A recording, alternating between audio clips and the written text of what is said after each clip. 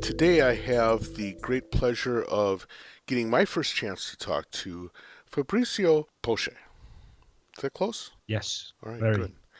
He is a Max for Life device developer whose stuff I stumbled across when I was kind of surfing through maxforlife.com. I ran across some pointers to his work, and I really got into it. I got into it because it kind of opens up a certain kind of spectrum of creative work that I always love getting assistance on. So we'll talk more about that when we talk specific about his devices. But in the meantime, I want to say hi to Fabrizio. So hello, how are you today? I am fine, thank you. Thank you for having me. Yeah, thank you so much for taking time out of your schedule to talk to me. You're in Italy, right? I'm not in Italy, You're not in although Italy. Oh. I'm born and I lived my very first 24 years of my life in Italy. I live in the Netherlands, in Amsterdam. Oh, interesting. I didn't realize that. Very, very cool. Okay, well that makes sense with the times then, because I thought the time zones were a little odd. So that makes perfect sense. It's great to have you on board, and I appreciate you being willing to talk to us about this stuff. Let's start off by having you describe a little bit about what J74 is and what it is that your work is all about. J74 is actually a sort of nickname I used for producing music and at a certain point for releasing devices, which happen to be Max for Life at this stage. And, well, that's all it is. We can talk about both sides of things, the music or the devices, but essentially it's my flag. Okay. So first, let's talk a little bit about your musical releases. What kind of work do you do? There's two periods in my life where music has been very, very active and important.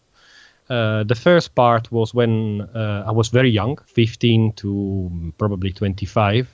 In that period of my life, while I was studying, and studying was for me a very serious thing and a passion in itself, and the technicality of engineering of the things I've studied were also part of my passion. But the passion I cultivated in those years was music, playing with bands and getting serious with bands to a certain level. Of course, if you do indie music, you are not really on the major stage. And at that phase, I played in several bands, not that many because I got serious with all of them. So some years and producing a few EPs when I was in Italy. Then there was a period in my life, let's say between the 25 and probably the 30 something like 8-9 years, where I focused only on other professional stuff, other professional things related to the internet in itself, building the internet communication, ICT, things like this, which I still do. Okay. And at a certain point, Max and Live together got me into music again heavily, and I started to discover a completely new world, which took me into a journey I'm still on, and that is where I am now. Sure, so that naturally brings us to talking about J74, the device creating thing. You have developed quite a number of different devices. Can you kind of walk through the most important ones? Probably an interesting things when I discuss about my productions in terms of Max for Life devices is where actually do these devices come from? Essentially, while I'm making music, which is very foundation of all those ideas, while I'm making music, I come short of certain things, come short of my own technicalities, come short of time, or maybe of life, Ableton Live itself, which is a beautiful environment to make music, which a lot of people, of course, have discovered, but of course has its limits. And when I am in such situation, I start, because I discovered in the meantime that Max is amazingly powerful and very quick, I start to develop prototypes. Okay. These prototypes are essentially for myself. At the beginning, probably 5-6 years ago, they were really for myself. But they allowed me to do things I couldn't do without. And at a certain point, I started, especially when other people looked at them, I started to evaluate the fact that essentially they could be useful for many other people. And that's where it got into, well, releasing those devices for a very low price, because I still want to keep that independent. So I'm not attached to anybody, although I am in good relationship with both Ableton team and Cycling74 team in both mailing lists for developers. Mm-hmm. And I'm in touch in case of beta releases, etc., etc. Right. But I still do it completely on my own. And the devices essentially come from the areas of my interest and the rabbit holes I've been into. Because when I go into, I stay for a while. Right. I hear you on the rabbit hole, because one of my, the way that I actually ran into your stuff was I wanted, for the newsletter for Cycling74, I wanted to write up something about, a current and cool Max for Live device, and I ran across your devices, and I reached out to you, and you mentioned, here's one to look at or whatever. And I started getting into the J74 Progressive device. And despite the fact that I had the intention of trying all the devices, I can't, because I'm completely obsessed with this one device and all of the different parameters that you've built into it, but also sort of the creative cushion that it creates. So for people who don't know, J74 Progressive is a tool that helps you design chord progressions. It's a really great matchup for, you sort of pick a pad or a keyboard sound and you start playing around, and you play around with keys and scale types and progression types. You've actually you've gone out on a limb and you've named things. You've named progressions to be dreamy or whatever, right? Which I think is kind of interesting that you would find a way to classify chord progressions. But you did it in a way that is quite inspirational, but also which allows you to do things like say, okay, I want to try expanded voicings or whatever. And even if you're not familiar with the terminology necessarily, the music theory behind it, it still ends up giving you the opportunity to explore some stuff that otherwise would be really difficult to dig into. Yes. And so as a result, for me, it ended up being a rabbit hole, not from a development standpoint, but from a user standpoint. It became a rabbit hole of, I am drawn into trying things, and I'm drawn into the idea of experimenting with these voice changes, and starting off with one of your predefined set of chord changes, but then changing them a little bit to fit my current mood. And it's you found a way to balance the kind of prescription of here's what you do with here's how you explore. And so that for me is what made it really, I'm talking too much, but that for me is what I kind of blew my head off. And it's why I was so anxious to talk to you about this, because doing that sort of development is not easy. Finding a way to do something that opens doors but doesn't, force you through them is a very savvy kind of development. I'm curious, first of all, what was the rabbit hole that you were in when you designed this thing? And then what is the progression through development that says, I realized I wanted this, or I talked to somebody and they wanted this? How does something as complex as J74 Progressive come about? Because I'm sure at some point it was like, well, I need 3 chords. Let's make a thing that generates 3 chords. First of all, thanks for the kind words. You could go on half an hour and I will enjoy it. The development of Progressive, the roots of it start from the fact that I played in a band with a very talented and a very knowledgeable guitarist, Alessandro, and I was always trying to follow his discussions on the modes and starting playing in that scale, but start from that degree, and things I could not follow. Mm-hmm. Although I had a generic understanding, I'm not a composer, trained composer, etc., etc. And that kind of gap I had, because were other talents I had, drumming, sequencing, step sequencing, things, of course, completed the band as a whole. But of course, we had a gap with each other. And that was something I always had in mind. I want to learn harmony. I want to understand it. And essentially, there's a barrier between harmony aficionados, people that really expert, and practice years and years, and electronic musician that really like to explore, which is time, a repetitive study. Harmony is difficult because it's a lot. So essentially what I wanted to create is a canvas for having that knowledge somewhere stored, not in my memory, but in the RAM of the computer, and being able to explore it while still using the main concepts in an aware way. So you are aware of what you do. You don't need to calculate. You don't need to think. You just be aware of what you do, and you will explore.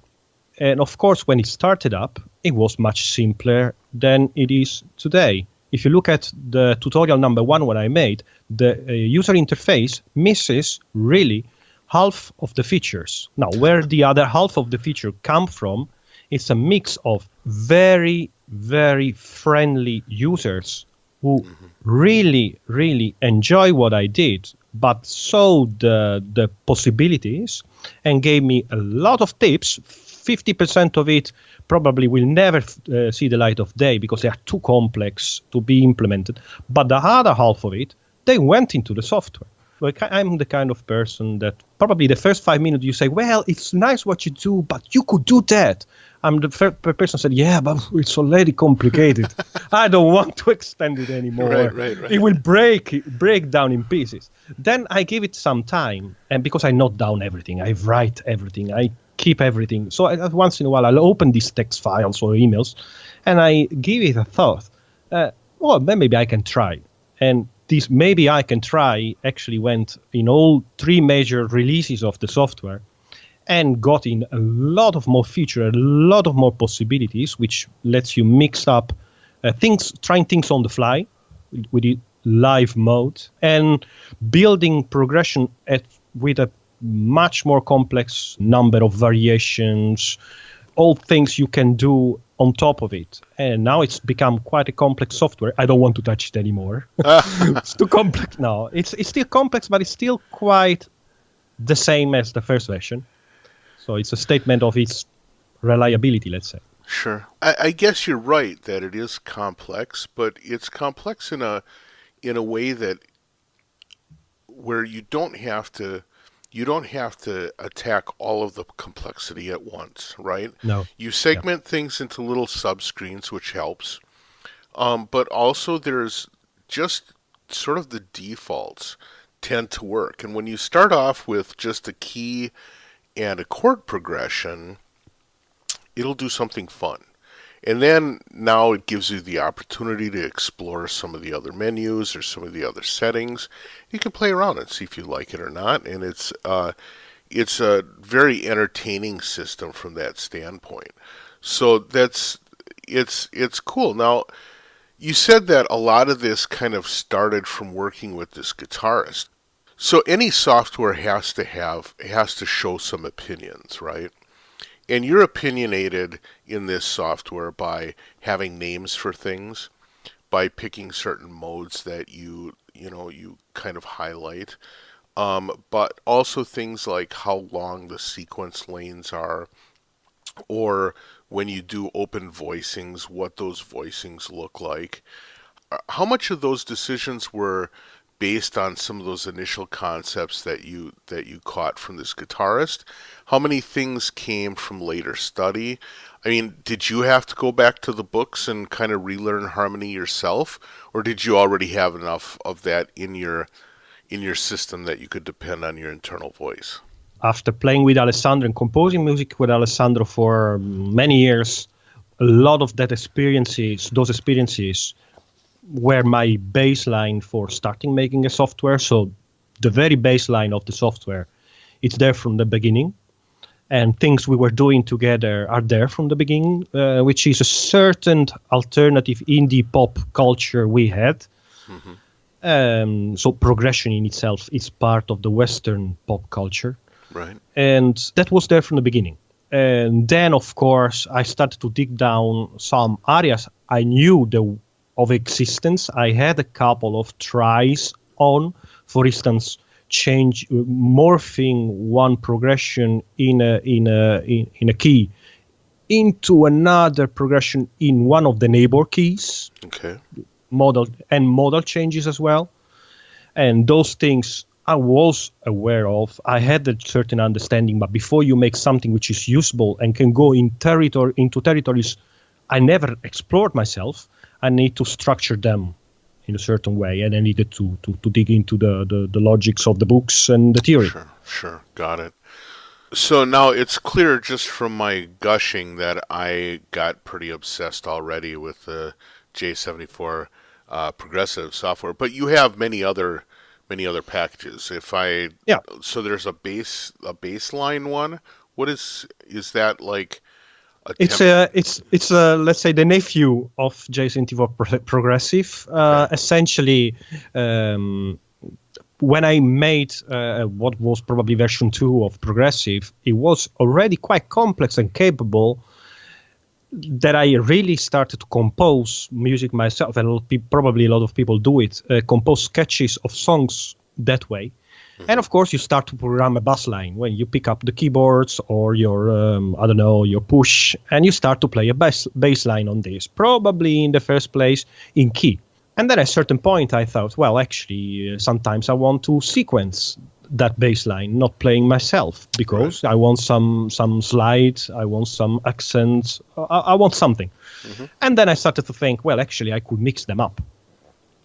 And that's essentially what I did with bassline, which is essentially the logic of progressive with all the knowledge of the harmony and a few concepts. If you are a bass player, like leading notes and using another or the root note on wild chord changes, things like this. And I mix them up with real sequencing. So you are talking about now of 16 steps, etc., etc. And so it's more or less a step sequencer with a lot of harmony around it. Got it. So that was quite natural. Mm-hmm. The other devices are, as I mentioned at the beginning, come from some edges I found in software or my abilities. So for instance, I'm addicted to vocoders. I really love them. All right. Vocoders and harmonizers. And so I wanted to build a vocoder myself. And actually, I started looking at a vocoder, and then I made an harmonizer. And then I mixed up an harmonizer with a vocoder. And that prototype evolved for a while until I picked it up and tried to make it a device I could release. And I did it, and that became J74 pitch control, which I'm quite fond of, essentially because it produces really good stuff. And also, it really shows up the quality of what Max can do, and really brings something new into the Ableton Live toolset you have. And then there are also other devices I made, experiments which got into devices like morphing stuff, which is interpolation of parameters, which started as an impossible task, and then I found a way to do it, which is efficient. And there are also a few real sequencers or modulation devices, which I do with my own angle, which is still a mix of harmony, sequencing, and a few variation in, step number or probability, things which add some evolution to the things you do. Right. One of them I'm particularly curious about is the J74 Step Locker, which is kind of based on your twist on parameter locking, which, I, like many people, first got clued into by Electron's work with like the Octatrack and some of their devices. Was that the inspiration for you as well? I regret to say yes, it was the inspiration. Sure. Well, essentially, I love the Electron stuff. Uh-huh. If it's hardware somebody should buy, then buy Electron stuff. Because the passion and the ingenuity and the precision they turn into their hardware is just amazing. Right. And parameter locking is something you could do in live. Very simply, you create a clip and then you do some clip automation. There you have it. But interface for doing it, it's the mouse. Or if you have push, you can do it a little bit, but this doesn't really work that way. And that interface for me was the starting point for making the device. Essentially, I designed the interface first. It was one of the only devices I made top down. Made the user interface, and they're starting to solve problems. I see. It's clear that, regardless of how you design the product, the interface and how you attack the parameters is something that's really important to you. Now, you said that a certain segment of your life was dedicated to working on the web and doing development in that area. What kind of work were you doing, and how did you use that to inform your development of musical devices? Well, technology as a starting point is one of the foundation, one of the pillars of my own life. So I'm somebody that likes technology and likes to use technology. I'm not afraid of it in any form. And the internet, which in my personal professional career as an ICT person was rather software integration, hardware integration than making software itself. I was also making software, but it was not my core activity, really gave me structure and a way to attack problems, which is divide and conquer, which is top down, if you can, as much as you can, reuse of parts, things that really are helpful when you solve any problem. And when you have a musical inspiration which has some boundary you want to break, which is a problem, you can tackle it that way. That's the way I do it. Interesting. An engineer. Yeah. Yes, an engineer. So I'm always curious, and this comes up a lot when I talk to people who are sort of in the making thing, which is, how do you balance being an engineer with being an artist? Because you've been both sides of that, as have a number of people.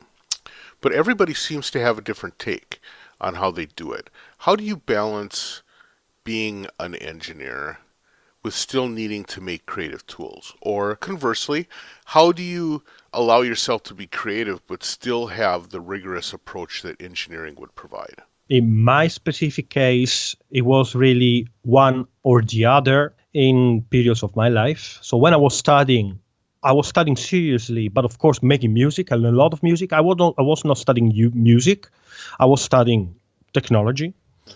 But music was really 50% of my time. Then I started, let's say, a serious life, and I got away from music, but music was still something I did on a day basis when I got time. So I never stopped really, but I stopped producing music and playing music with bands on a serious way. And so in one part of my life, music was really taking as much time as I could and trying to make possibly even a living of it.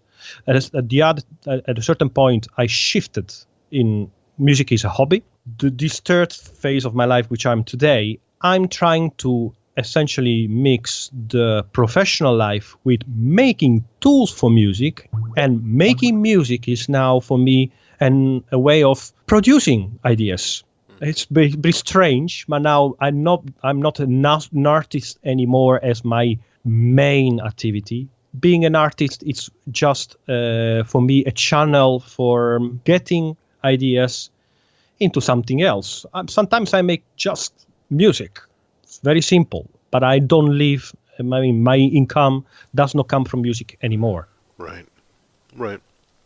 Now, do you find that kind of freeing? Does it allow you to be either more experimental in your music or more experimental in the devices you create, because there's not a requirement for you to necessarily have to match up to other people's sense of what you should get paid for?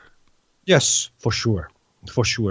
Although I think I could probably do something in some area of music production and do it seriously there's really no need for it, and I'm completely free to do whatever I want. And this, of course, frees you from any responsibility.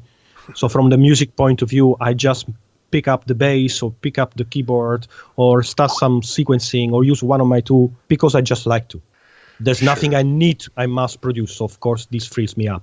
I'm curious about your decision to focus on Max for Live. Why did you choose Max for Live? Was it because you were an Ableton Live user and that was the easiest tool to do?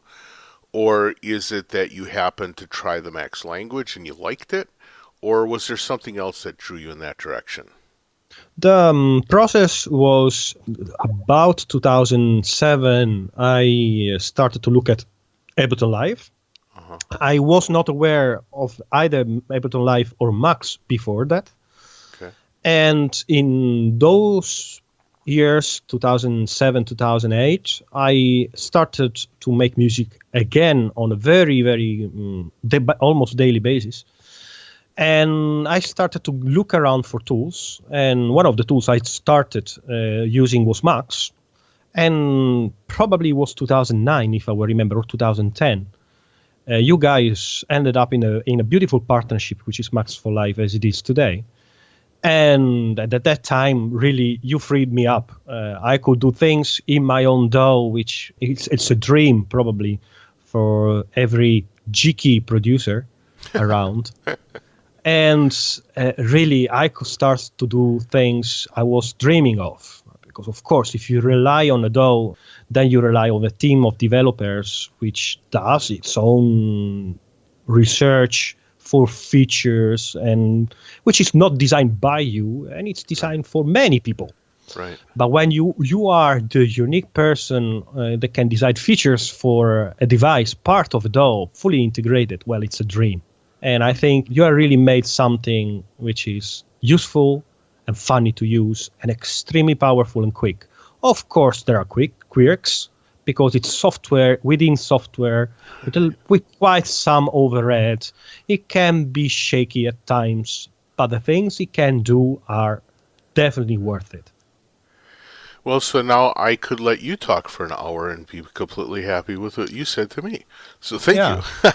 Now, my question for you, though, then is, you mentioned that there are some places where it feels like, you can kind of sense that it's several layers in. Do you ever, long to either get into C++ plugin development or some other kind of thing that might, maybe improve performance, or are you happy with the level of abstraction that comes with working in Max?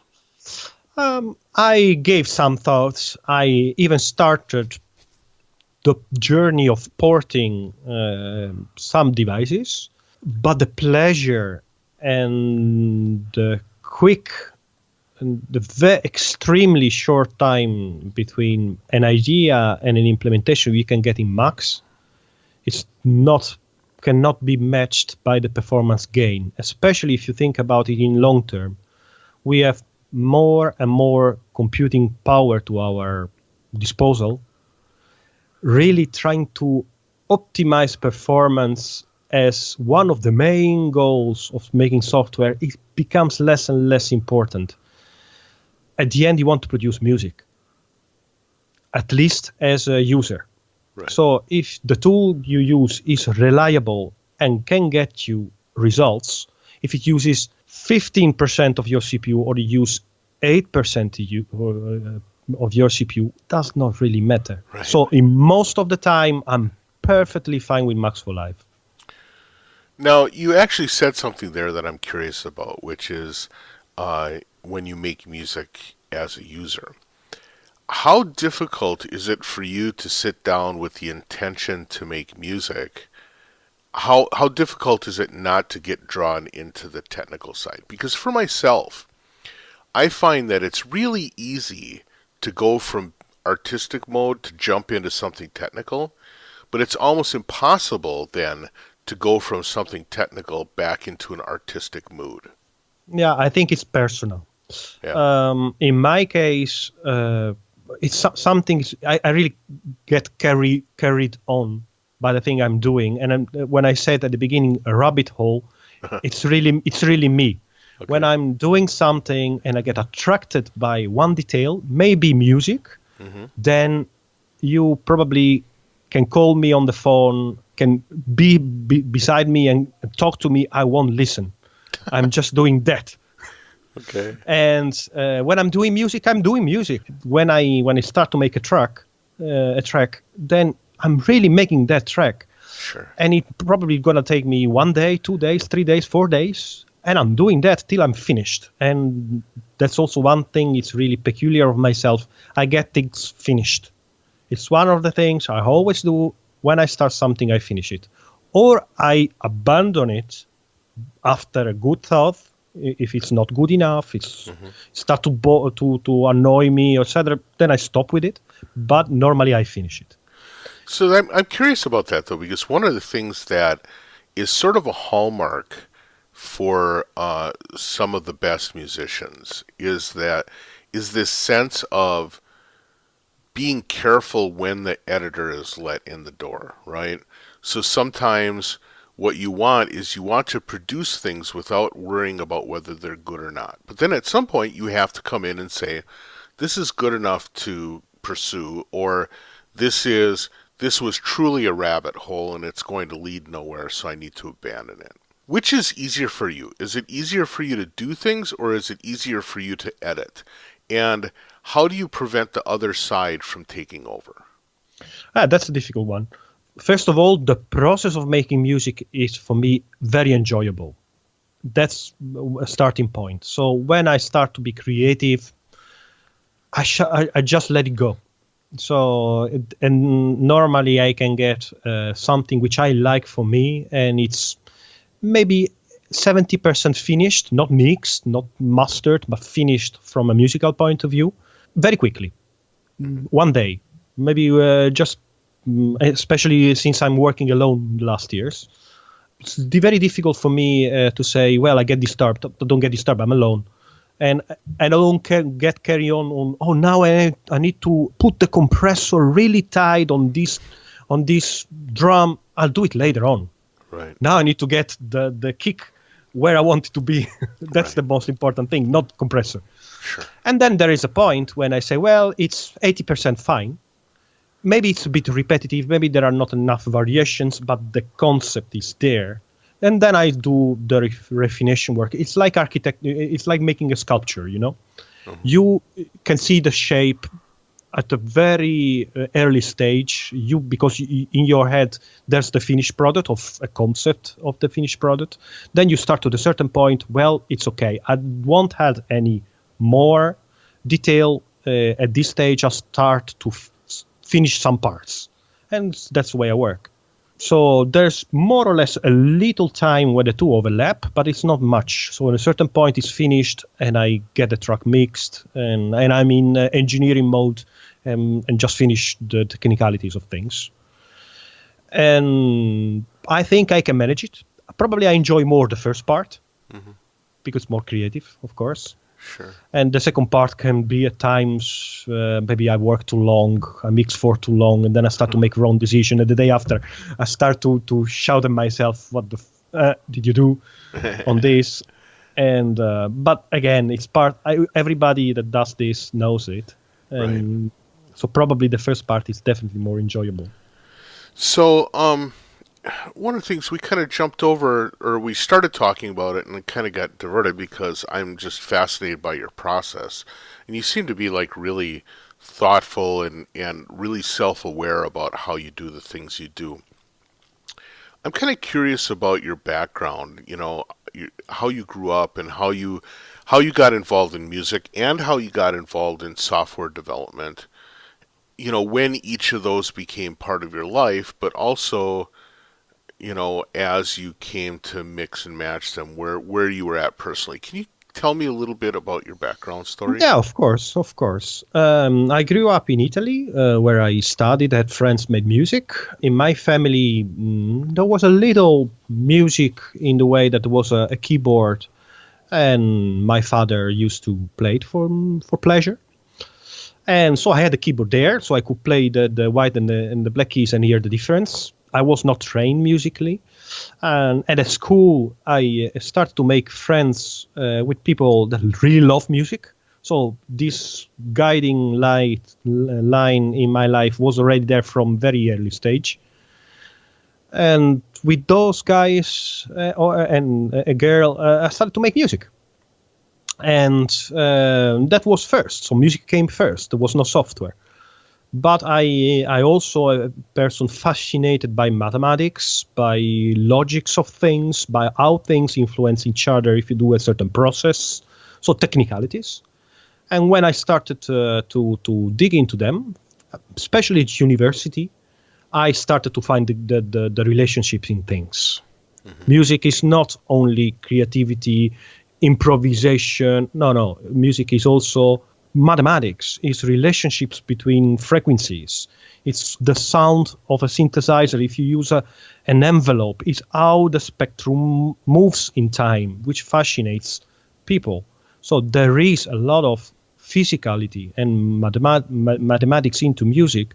And of course, going to the next step, which is software, it's quite natural, because then you can have a computing machine do things which a human probably could not do or not do in that way, and do it for you, which is also very fascinating. And I think that when you got the tools in your hands, then it's a shame if you don't mix them up. Right. As you started getting all of these things mixed in together, what was the first computer that was capable of being used to make music? What's the first one that you used?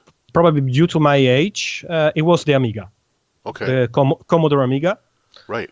Which I still have a sort of that was what I used when I was young. Uh-huh. And I love it. So that was the platform I used to do very first sequencing with the trackers and some sampling. I was going to say the Amiga was really a platform for trackers, which a lot of people who start off on trackers kind of go down that rabbit hole and never really start working with other sequencers. They stick with tracker style things forever, you know? Yeah, but probably because of the people I was surrounded about. So especially in Italy, there's not a huge... There are a lot of good electronic musicians, but the majority of the musicians, probably because normally, apart from the EDM of these days, probably electronic musician is a bit dark in general. Right. There's not that much of dark music love in Italy. So there was not a lot of people who were into the electronic instruments. So I was surrounded by guitarists or bass players. And it gets into you as well. So I'm not a purist. I never was a purist. So if I have beside me in my own studio, I have 6 guitars, which I can decently play, and which are really instruments I pick up very often because I love them too. Right. So the tracker was the tool I had, but when I got some money, etc., I started to work with sequencers, hardware sequencers, and I discovered synthesizers because I was lucky enough to buy for nothing a Roland Juno 106, nice. which I still have, and I still love. Even if it's a simple synthesizer, it has its own character and warmth. It's really something that machine has. I enjoyed my time on trackers, but I never went the hard way into, making the early kind of strange techno stuff. Etc. No, I never. I went. I'm not really into techno music. Right. Well, the other thing, though, coming from an Amiga background, Amiga was really at the forefront of visuals. Whether it was video editing and video manipulation or even modeling and some of those things. Did you ever play around with that, or was that just never of interest to you? In those years, I was not really making visual things. Although I'm a visual person and I can pick up a pencil and draw, although I'm not an extremely good painter or something, I did some because I also like it. I never used computers at that time when I had an Amiga for visuals. On the other end, visuals is something I really love, I like and do. And I also made a plugin set in Max for Live using essentially all the jitter functionalities in Max in a modular way into Live. Mm-hmm. And I also made, for a period, I was also doing festivals. I did quite some festivals, actually, just doing visuals, real time with my own tools. Uh-huh. Yeah, it's something I really like. And if you look on my YouTube page, you will see there's a lot of things done visually in Max. It was essentially based on my tool, which is Max. Yeah, there's a lot of relationship in my head between what I hear and what I see. And what I hear and I produce as a musician. Sometimes I want to produce as a visual. There is a strong relationship between the two. One of the things I've noticed is that if you're willing to do visuals, there are a lot of musicians that want you to work with them and do visuals, where sometimes as a musician, there are so many musicians, it's harder to get collaborations. Have you found that for yourself, or do you feel like it's equally available to you? No, it's different, definitely. There are the number of people doing visuals, especially with computers, is really, really small. Right. And it's a really small community. I've done a few festivals, LPM, for instance, done it 3 times, and really that community is really tiny. Confronted with the levels even of professionality that you have in music world, it's not matched by the real-time video visuals. While also there is also a part I want to mention. For me, visuals most of the times means generative. I really dislike people playing with video loops, because for me it's something far too simple and far too boring and repetitive. I don't know. I never was into that kind of thing. Interesting. So for me, visuals, for me, it's really more into sculpturing something on a screen that you would probably, if you could, do it in with laser lights, like Mr. Henke, or even sculptures, if you could. But visuals, it's a way to express yourself, and video loops are not. Sure. That sounds interesting, and it seems like you have your hands full with a lot of different things to do. I'm curious now, how much interaction do you have with the users of your software? Do generally people reach out and talk to you about your devices or about, the work you're doing, or how much feedback do you get? I'm kind of curious what that's like for a Max for Live device creator. First of all, I think I normally don't like to talk about this, but I think that's really important. Because the prices are so fair, I think I have a fair price for what I produce. It's really low. People have normally start with a sort of relaxed approach to them, and they start to discover the depth and the passion I put into them. So they really positive. So all the people they reach to me, they start with positive approach, which for me is fundamental, because it sets really a mood. After 3 years plus of doing this, I have a tendency to, when an email comes, that, let's look what they say, and let's look if there is an idea. I'm positive, me as well. There's really a few people with problems. If there are problems, it's probably because there is a system with a specific interface or a specific CPU, or there's a tiny change being done in a Max or either live version. Normally things, especially in the last versions of both, don't break anymore, which is very good. So the relationship is quite positive. There's a lot of feedback in the way then people start to suggest things, and which is really an extremely good thing for a developer, because if you don't need to do them all in once, just note them down, make a wish list, go through things, pick up the quick wins. You can really improve your own software if that software can be improved, because of course if you make spaghetti, it's difficult to get after 3 months into the spaghetti again. Right. I tend to be quite structured in what I do. So I'm really happy with the kind of relation I have with the people giving feedback, because it's essentially very constructive. Right. Given all that, what does the future look like for you? What kind of things do you have in the laboratory right now that you're working on? What areas of your current releases are you looking at extending?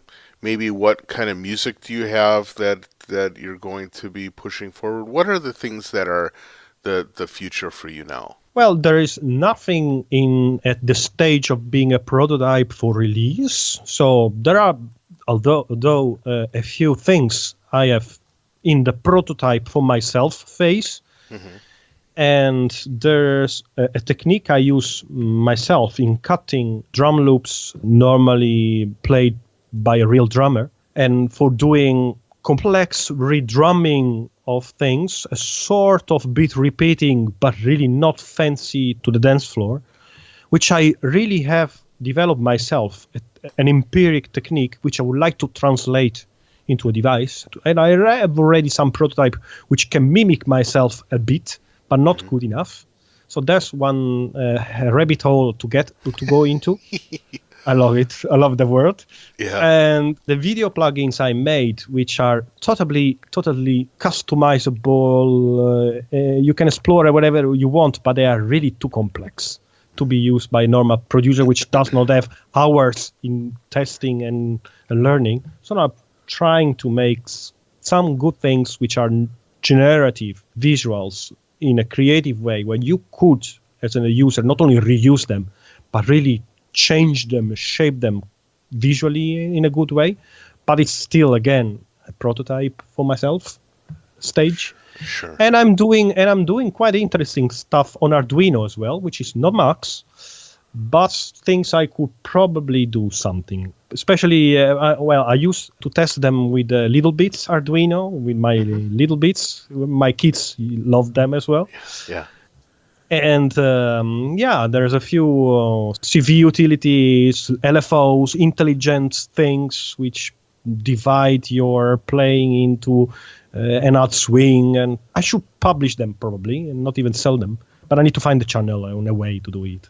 Right on. As you can see, I need to make more music. So more ideas will come.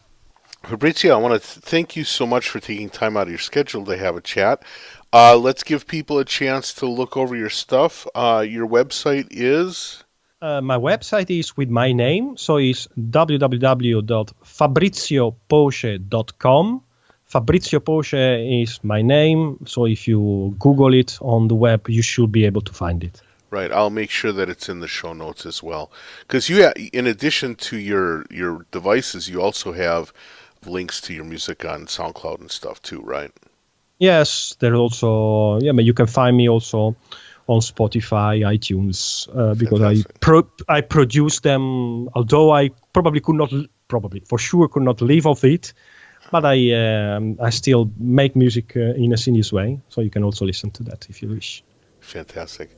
Well, thank you so much, Fabrizio, for your time. I really appreciate it. And have a great day. Me too. Appreciated your time. Thank you. All right. Bye.